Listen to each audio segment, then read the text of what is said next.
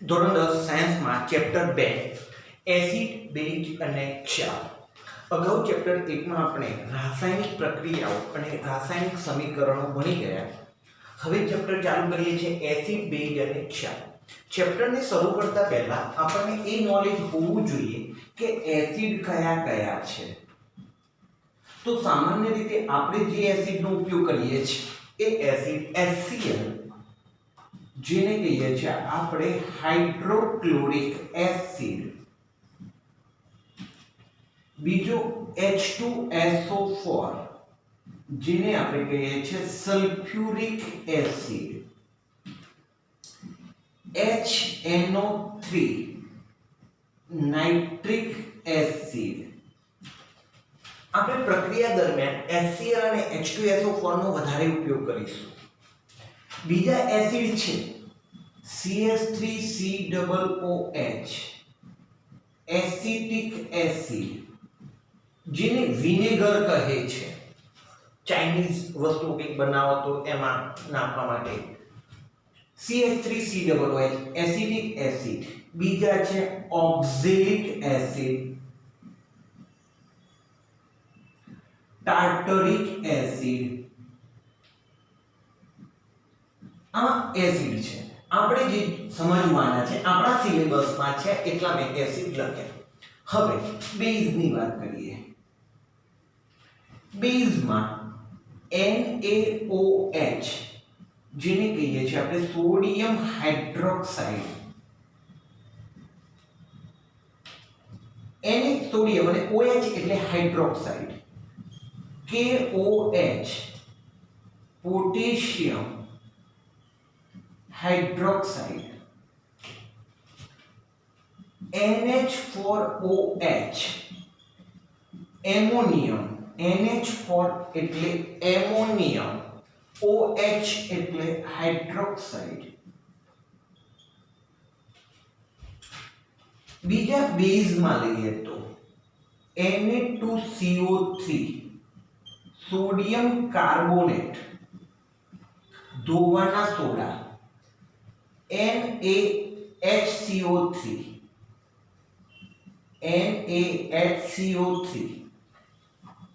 ખાવાના સોડા, જેને આપણે બીજું કહીએ તો સોડિયમ બાયકાર્બોનેટ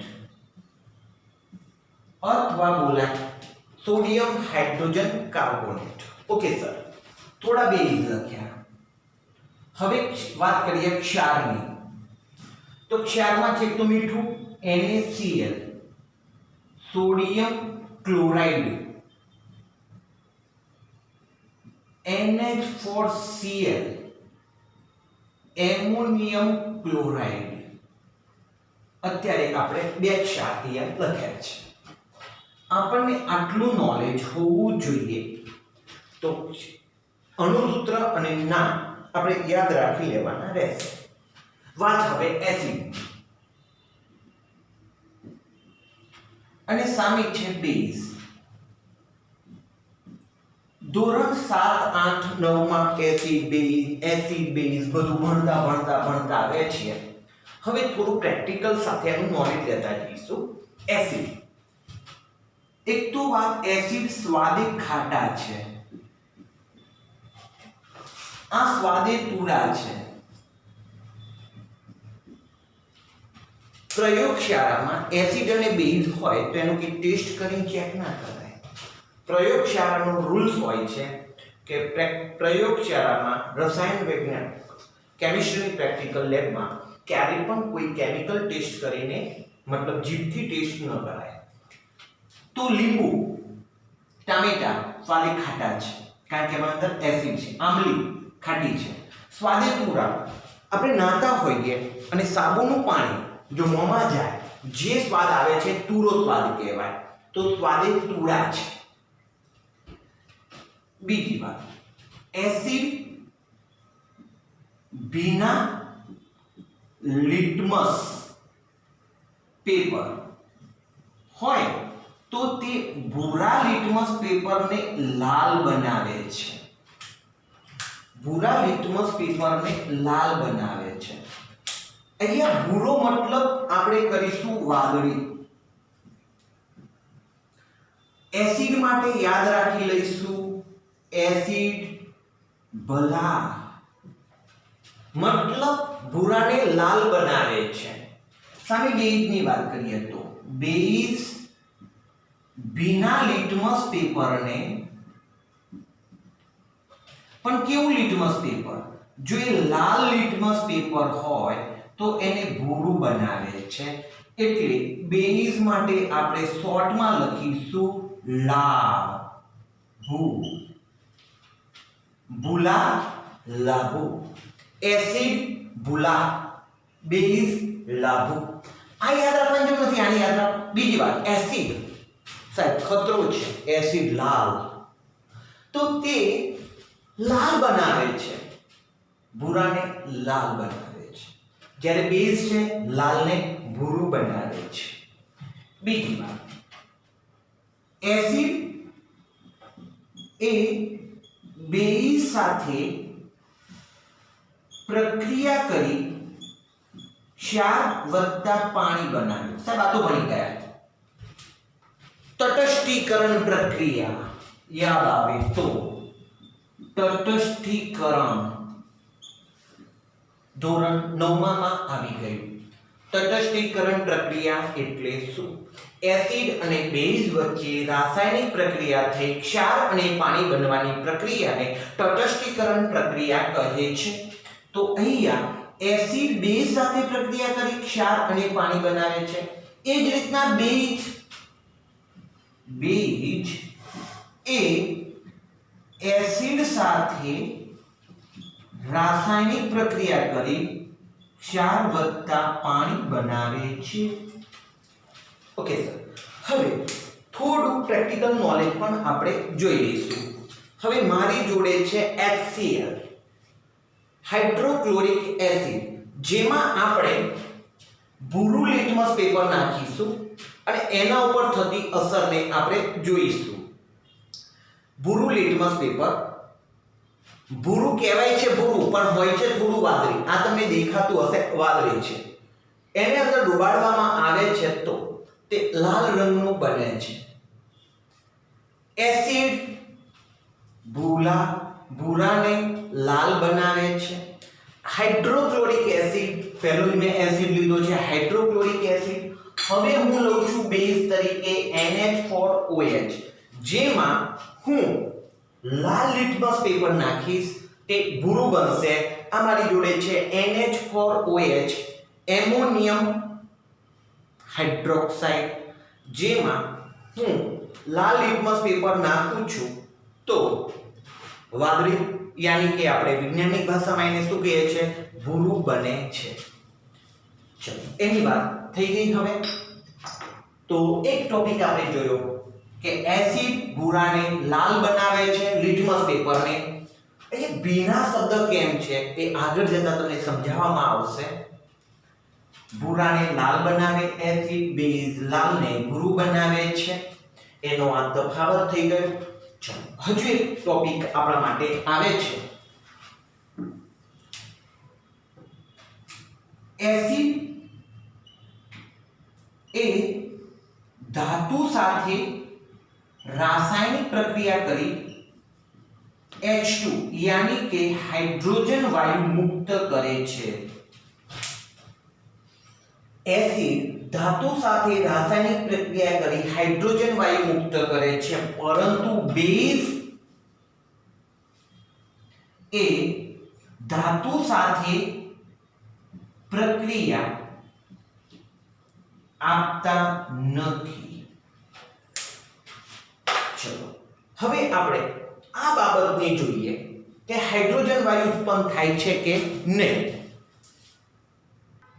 અહીંયા મેં એક કસનળીમાં HCl લીધું છે, હાઇડ્રોક્લોરિક એસિડ, અને મારા હાથમાં છે મેગ્નેશિયમ પટ્ટીનો એક ટુકડો, જે કદાચ તમે અગાઉના ધોરણોમાં સમજી ગયા હશો કે આ છે મેગ્નેશિયમ, જેને હવાની હાજરીમાં સળગાવતા આંખ અંજાઈ જાય તેવા ધુવાડા સાથે સળગે છે, પ્રકાશ સાથે સળગે છે. હવે આ મેગ્નેશિયમ પટ્ટીમાંથી મેં એક ટુકડો તોડ્યો છે અને એને અંદર નાખું છું. તો જુઓ, રાસાયણિક પ્રક્રિયા થાય છે. એસિડ વચ્ચે, અને ઉપર જે વાયુ નીકળે છે હાઇડ્રોજન વાયુ છે, અને હાઇડ્રોજન વાયુ ધડાકા સાથે સળગે છે, અને એના માટે આપણે એક અહીંયા લઈએ તો અંદર એ આગ પકડે છે. હાઇડ્રોજન વાયુ આગ પકડે છે.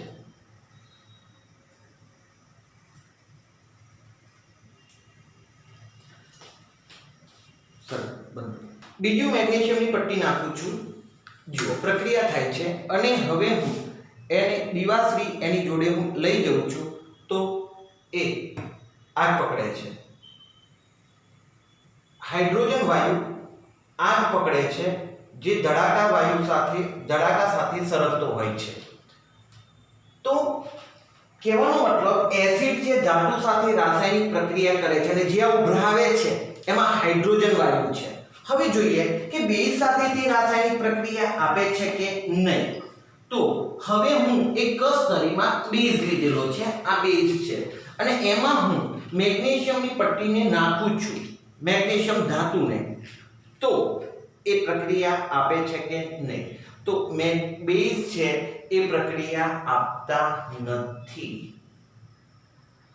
મેગ્નેશિયમ બેઝ સાથે પ્રક્રિયા આપતું નથી. મતલબ બેઝ મેગ્નેશિયમ એટલે કે ધાતુ પ્રક્રિયા આપે છે એસિડ સાથે, પણ બેઝ એ ધાતુ સાથે પ્રક્રિયા આપતા નથી. ફરીથી આપણે એકાદ જોઈ લઈએ કે આપણી જોડે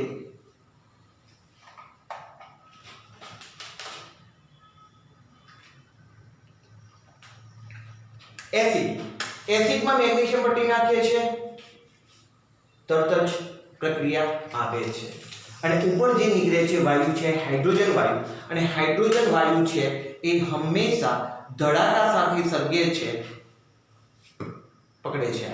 તો આ રીતના મેગ્નેશિયમ એસિડ સાથે પ્રક્રિયા આપે છે પણ બેઝ સાથે પ્રક્રિયા આપતા નથી. મારે કહેવું છે એસિડ ધાતુ સાથે પ્રક્રિયા આપી હાઇડ્રોજન વાયુ મુક્ત કરે છે, પણ ધાતુ સાથે બેઝ રાસાયણિક પ્રક્રિયા આપતા નથી. સૂચક: જે દ્રાવણ એસિડ અને બેઝની હાજરીમાં રંગ પરિવર્તન કરે તેને સૂચક કહે છે. સૂચકની વ્યાખ્યા: જે દ્રાવણ એસિડ અને બેઝની હાજરીમાં રંગ પરિવર્તન કરે છે તેને સૂચક કહે છે. અને એ તરીકે આપણે લિટમસ પેપરનો ટેસ્ટ કર્યો. લિટમસ પેપર એક પ્રકારનો કાગળ છે, પણ એ કાગળ ચોક્કસ પ્રકારની વનસ્પતિના રસનો ઉપયોગ કરીને બનાવવામાં આવે છે, જેથી રંગ પરિવર્તન દર્શાવે છે. એટલે એ કુદરતી સૂચક છે. લિટમસ પેપર કાગળ કુદરતી છે. બીજી વાત, કૃત્રિમ સૂચકો કયા? તો એક છે મિથાઇલ ઓરેન્જ અને બીજો છે ફિનોપ્થેલિન.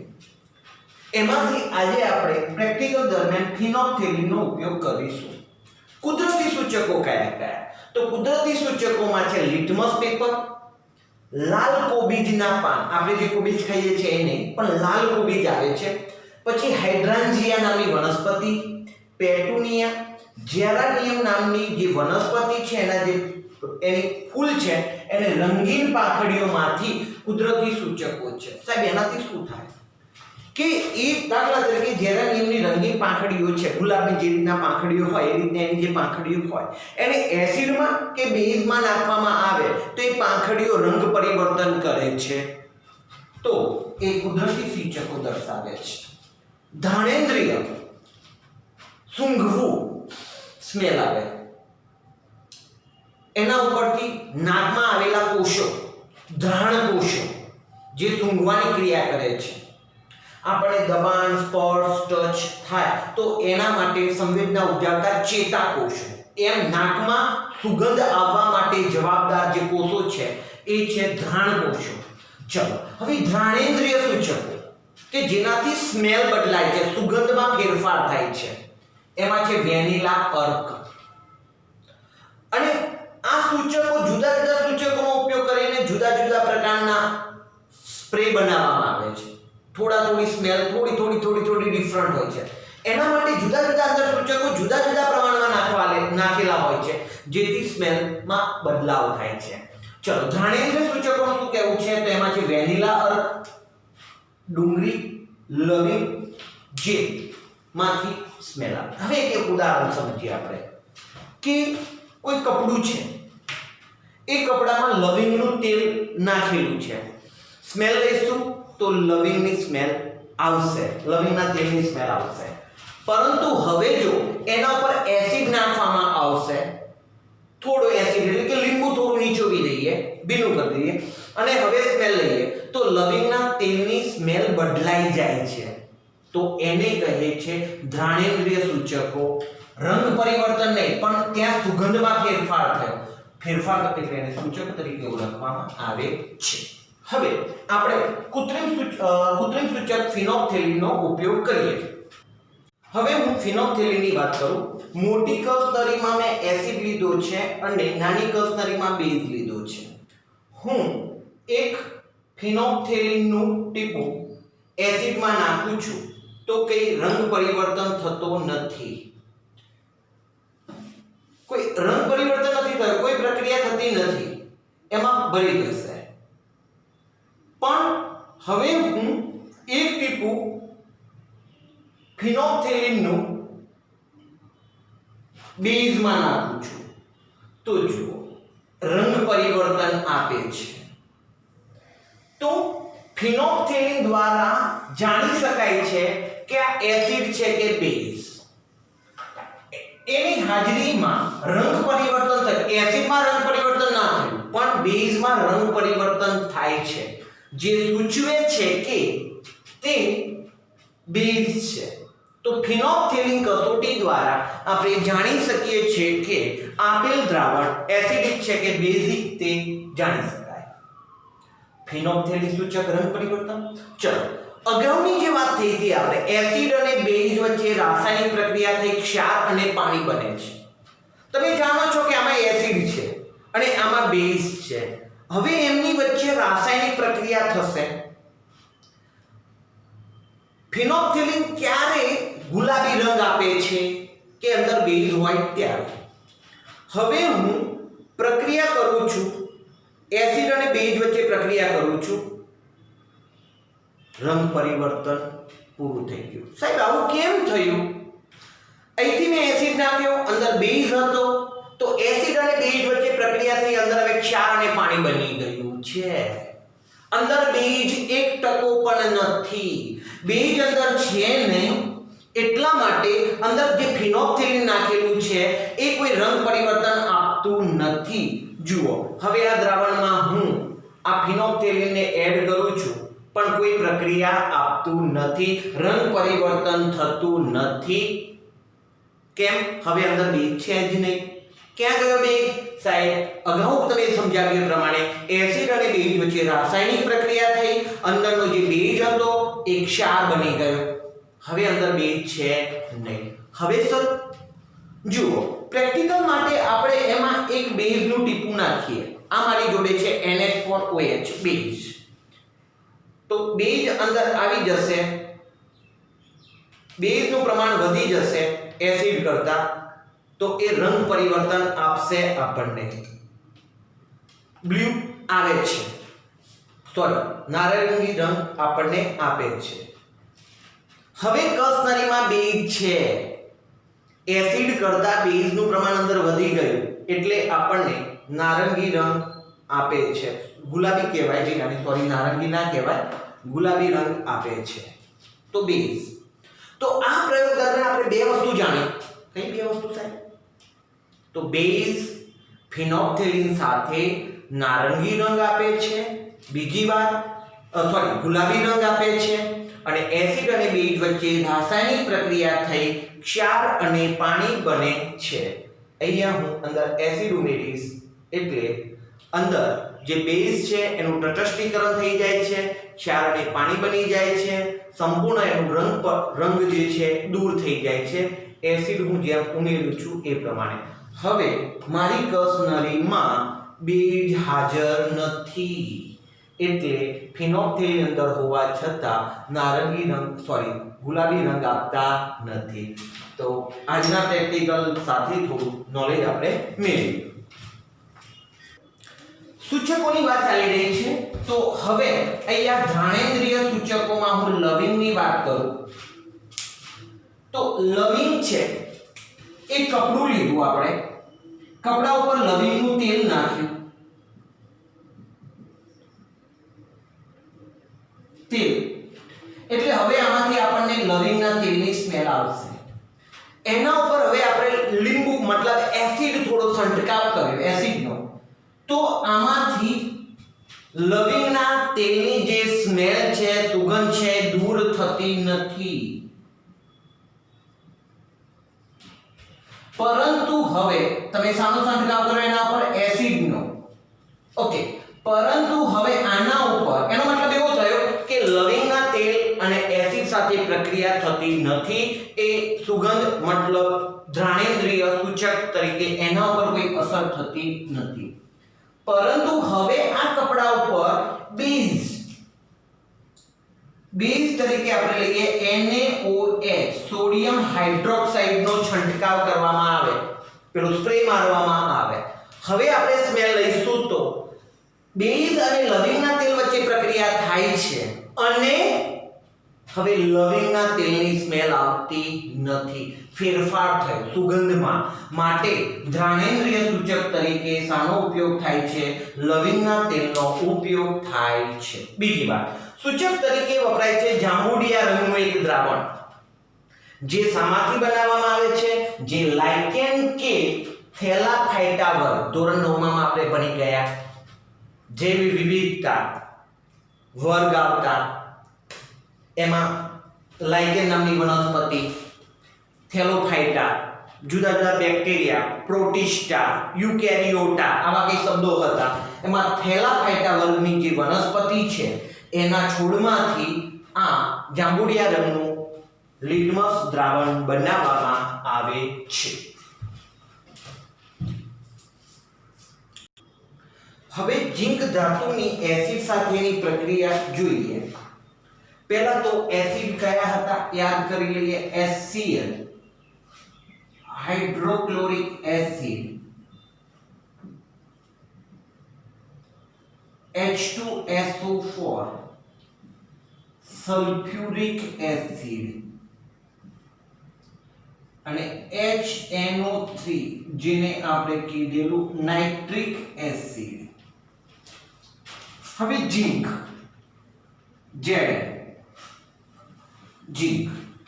ઝીંક ધાતુ છે. ઝીંક ધાતુની HCl સાથેની પ્રક્રિયા જોઈએ તો Zn HCl રાસાયણિક પ્રક્રિયા થાય છે ધાતુ સાથે અને હાઇડ્રોજન વાયુ ઉત્પન્ન થાય છે એ પણ આપણને ખબર છે. પણ સાહેબ અણુસૂત્ર કેવી રીતના બનશે એ સમજવા માટે પહેલું ચેપ્ટર જ્યારે ચલાવ્યું ત્યારે તમને સંયોજકતાઓ સમજાવી. H+, NH4+, Na+, K+, Ag+, માઈનસમાં Cl minus Br minus I minus F minus HCO3 minus NO2 minus NO3 minus OH minus -1 માં હતા. પ્લસમાં જોઈએ તો Ca+2 હતા, Mg+2, Zn+2, Pb+2, Fe+2, Cu+2, માઈનસમાં SO4 -2, CO3 -2, O -2, S -2, +3 માં aluminium +3 અને PO4 -3. આવું કંઈક આપણે અગાઉ સમજાવેલું છે. તો મારે તમને અણુસૂત્ર અહીંયા બનાવતા શીખવવું છે કે Zn સાથે Cl પ્રક્રિયા કરશે તો રબકામ કરીશ Zn અને Cl. Zn ની સંયોજકતા 2 અને આની 1, Cl ની 1 છે. તો ઉલટી ક્રિયામાં વાત કરેલી Zn1Cl2 બને. ZnCl નથી બનતું ભાઈ કે Zn અને Cl તો ZnCl ના, ZnCl2 બને છે. Zn ની 2 સંયોજકતા છે, Cl ની 1 જ સંયોજકતા છે એટલે ZnCl2 બને છે પ્લસ હાઇડ્રોજન વાયુ મુક્ત થાય છે. આ HCl સાથેની પ્રક્રિયા છે. બીજી વાત Zn, ચલો અહીંયા લખી લઈશું આપણે zinc hydrochloric acid, zinc chloride અને હાઇડ્રોજન વાયુ. હવે ઝિંકની H2SO4 સાથેની પ્રક્રિયા જેને આપણે કહીએ છીએ સલ્ફ્યુરિક એસિડ સાથેની પ્રક્રિયા. તો અણુસૂત્ર મારા ઘરનું નહીં બને, વિજ્ઞાનના નિયમો અનુસાર બનશે. Zn સંયોજકતા 2, SO4 ની સંયોજકતા 2 હોય તો ભૂલી જવાનું, સીધું આનું અણુસૂત્ર બને ZnSO4 જેને આપણે કહીશું ઝિંક સલ્ફેટ. SO4 -2 છે પ્લસ હાઇડ્રોજન વાયુ મુક્ત થશે.